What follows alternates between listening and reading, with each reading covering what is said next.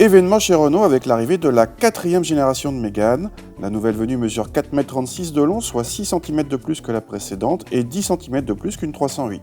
Plus imposante par la taille, elle se veut également plus statutaire par le design. Elle reprend d'ailleurs les codes stylistiques de la Talisman avec les virgules de LED sous les feux avant et des feux arrière très effilés. Du côté des finitions, 4 niveaux sont proposés avec la GT en haut de gamme à vocation sportive et en attendant une éventuelle initiale Paris. Notre modèle est en finition Intense de milieu haut de gamme.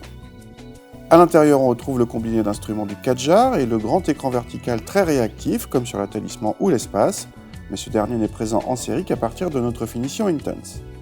La qualité de présentation est très bonne pour la partie supérieure de la planche de bord, moins pour la partie inférieure.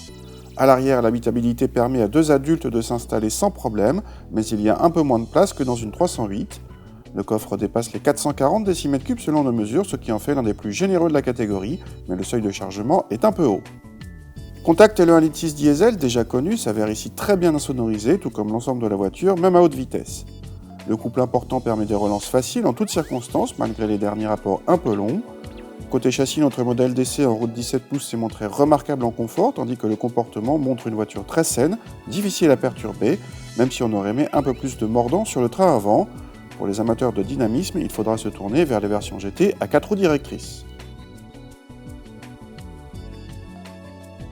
Côté tarif, cette nouvelle Mégane ne bouge presque pas par rapport à la précédente version, tout en donnant accès à tout un tas d'équipements de sécurité à la page, mais la 308 est plus agressive en prix. Précision, le freinage automatique de la Mégane est de série, mais ne freine pas jusqu'à l'arrêt, contrairement aux concurrentes.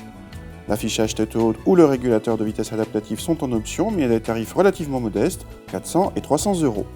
Les consommations sont quant à elles annoncées quasi identiques par rapport à la précédente génération de Mégane, qui avait déjà droit à ce DCI 130.